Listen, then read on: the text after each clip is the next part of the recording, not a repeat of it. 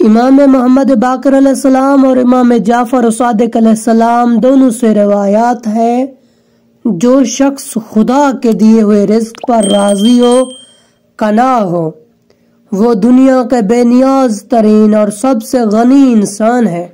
حضرت امام جعفر صادق علیہ السلام نے ارشاد فرمایا، 3 باتیں ایسی ہیں جس کے کرنے میں کسی کو انکار نہیں۔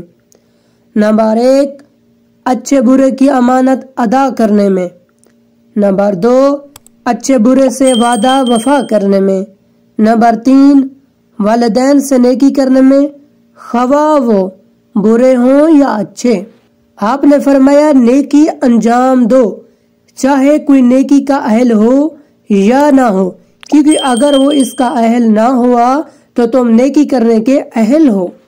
آپ نے فرمایا، جس شخص پر اس کے اخراجات کا دباؤ پڑ جائے، اسے چاہیے کہ منگل کے دن ان کا حل تلاش کرے، کیونکہ اس دن خدا نے داؤد کے لیے لوہے کو نرم کیا تھا۔ آپ نے فرمایا، 3 گروہ کی عبادت اور دعائیں بارگاہ الہی میں قبول نہیں ہوتی۔ نمبر 1، وہ غلام جو اپنے مولا کی نافرمانی کرتے ہوئے فرار کرے۔ نمبر 2، وہ بیویاں جن کے شوہر ان سے ناراض ہوں۔ نمبر 3، وہ شخص جو مغرور اور متکبر ہو۔ آپ نے فرمایا، اے شاکرانی، اچھے کام ہر ایک سے اچھا ہے، لیکن تم سے اچھا تر ہے، کیونکہ تم کو ہم سے نسبت ہے، اور برا کام ہر ایک سے برا ہے، لیکن تم سے برا تر ہے۔